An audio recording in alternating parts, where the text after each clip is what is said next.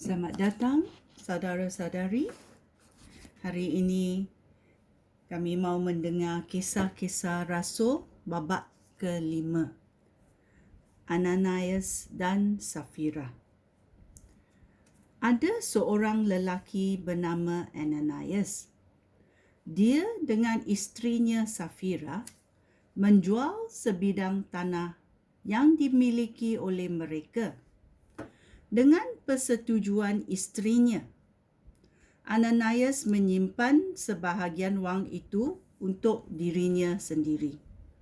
Yang selebihnya diserahkannya kepada rasul-rasul.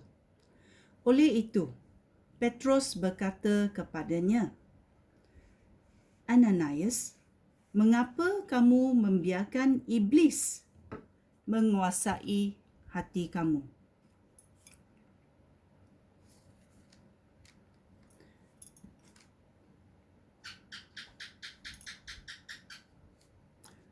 Kita dengar ini, okey?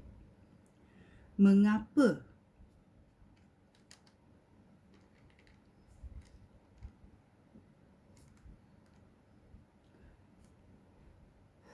Ananias, mengapa kamu membiarkan iblis menguasai hati kamu, sehingga kamu berdusta kepada Roh Allah dengan menyimpan sebahagian daripada wang penjualan tanah itu? Bukankah tanah itu milik kamu sebelum kamu menjualnya? Setelah kamu menjualnya, wangnya milik kamu juga. Mengapa kamu berniat berbuat demikian? Kamu tidak berdusta kepada manusia, tetapi terhadap Allah. Sebaik sahaja Ananias mendengar kata-kata itu, dia jatuh lalu mati. Semua orang yang mendengar peristiwa itu menjadi takut. Kemudian, beberapa orang muda datang membalut mayat Ananias, lalu membawanya keluar dan mengubuhkannya.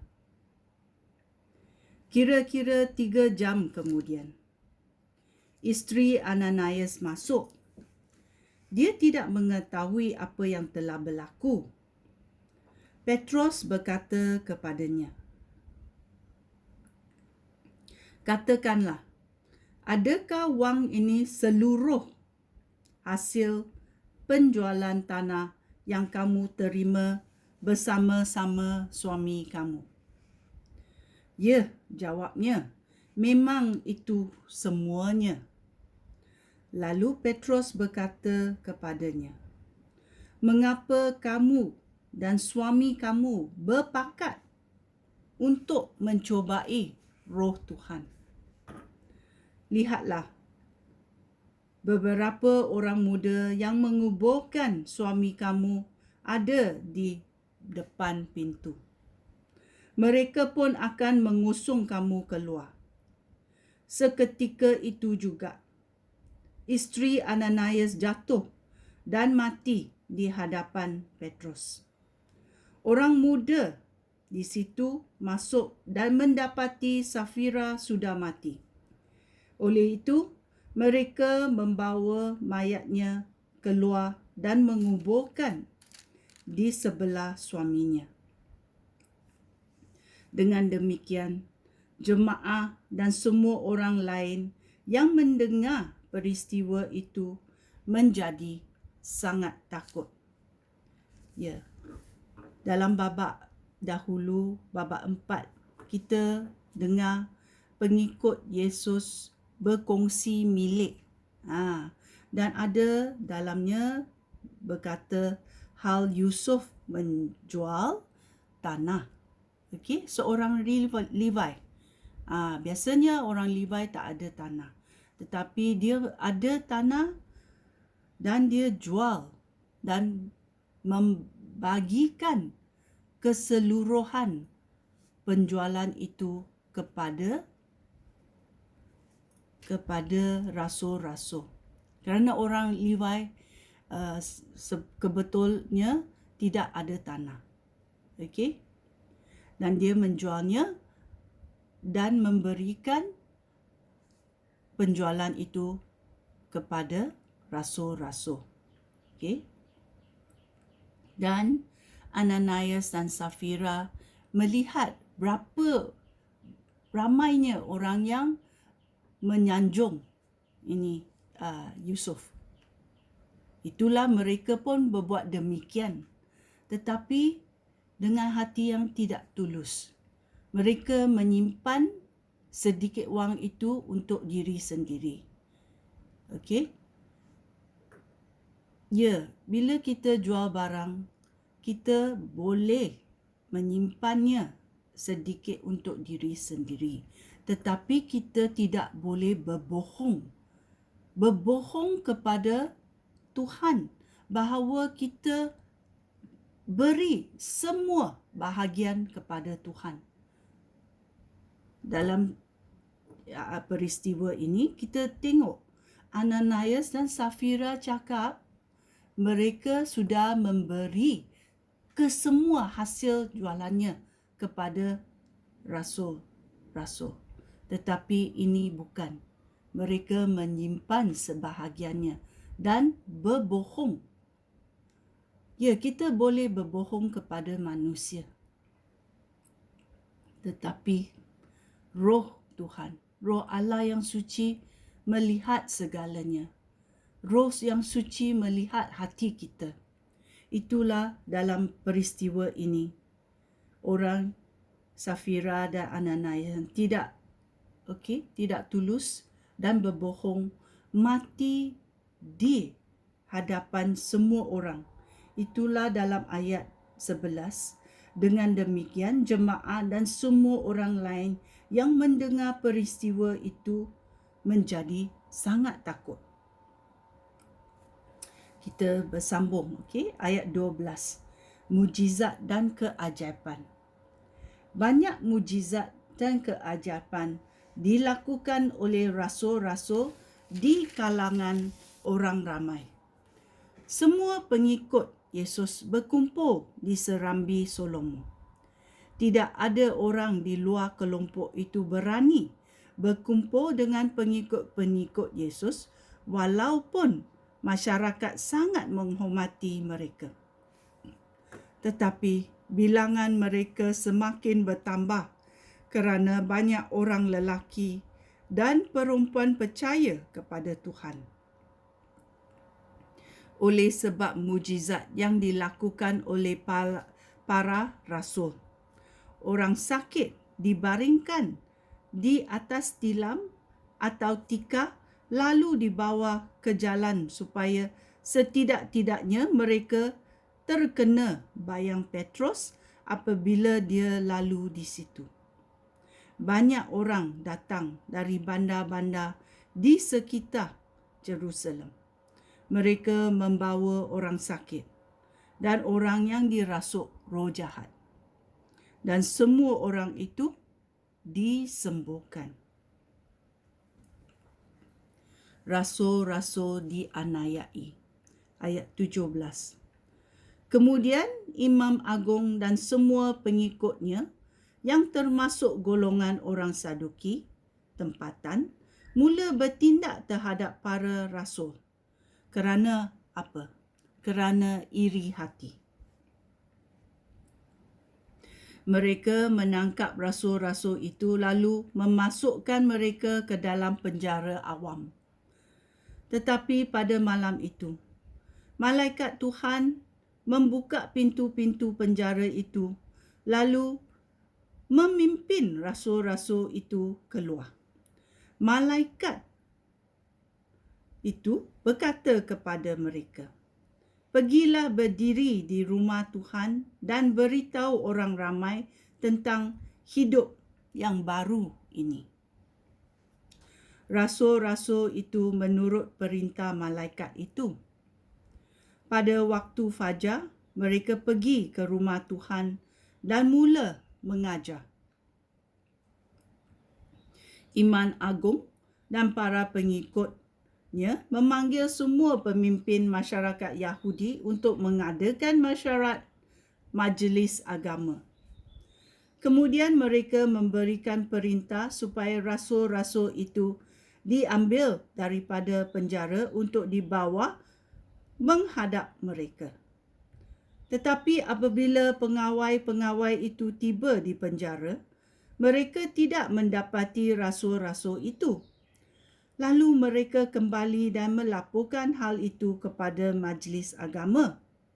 Mereka berkata, apabila kami tiba di penjara, kami mendapati pintu penjara masih terkunci baik-baik dan pengawal-pengawal sedang berjaga di pintu. Tetapi apabila kami membuka pintu itu, kami tidak mendapati seorang pun di dalamnya. Apabila ketua-ketua imam dan ketua pengawal rumah Tuhan mendengar laporan itu, mereka bingung tentang apa yang mungkin berlaku terhadap rasul-rasul itu. Kemudian orang lelaki masuk dan memberitahu mereka, beberapa orang yang tuan-tuan tahan di penjara sedang mengajar orang ramai di rumah Tuhan. Oleh itu, ketua pengawal rumah Tuhan pergi dengan anak buahnya dan membawa rasul-rasul itu kembali. Tetapi mereka tidak menggunakan kekerasan kerana mereka takut kalau-kalau orang ramai merejam mereka. Mereka membawa rasul-rasul itu ke hadapan majlis agama.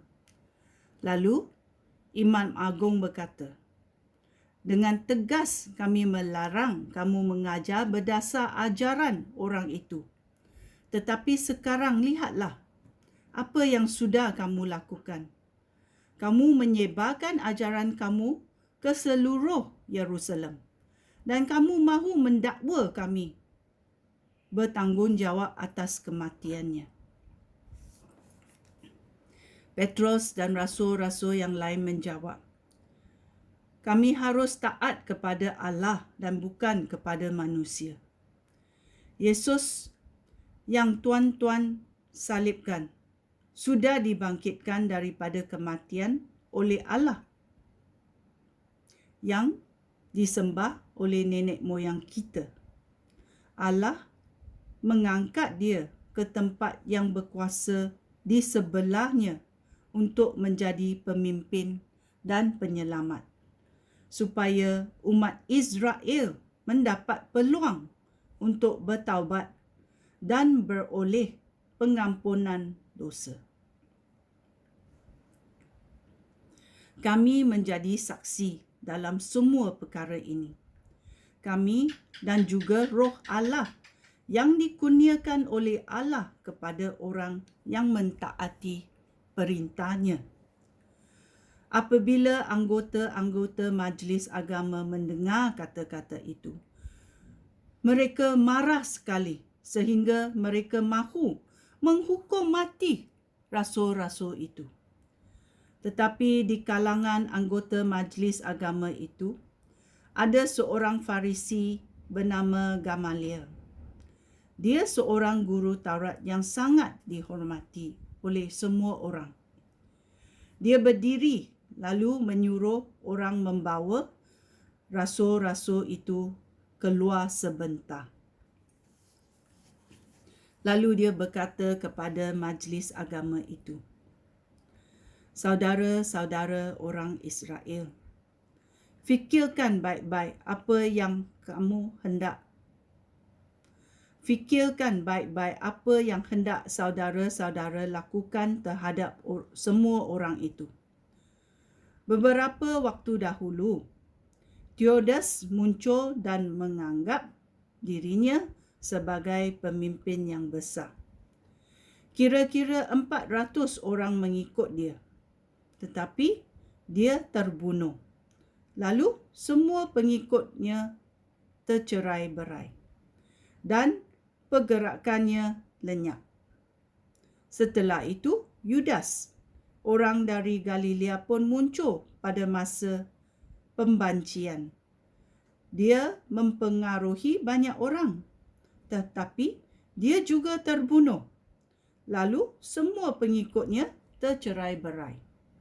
Oleh itu, tentang perkara ini sekarang, saya cadangkan supaya jangan ambil tindakan apa-apa terhadap semua orang itu. Biarkan mereka pergi. Jika apa yang dicadangkan dan dilakukan mereka itu daripada manusia, maka semuanya akan lenyap.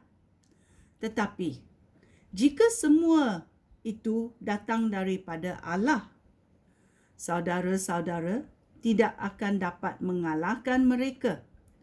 Malah mungkin akan ternyata bahawa saudara-saudara melawan Allah. Nasihat Gamaliel diterima oleh majlis agama. Rasul-rasul itu dipanggil lalu dicampuk. Kemudian dilarang mengajar lagi berdasar ajaran Yesus. Setelah itu mereka dibebaskan. Apabila rasul-rasul itu meninggalkan majlis agama, mereka bersukacita kerana Allah menganggap mereka layak menanggung hukuman bagi Yesus.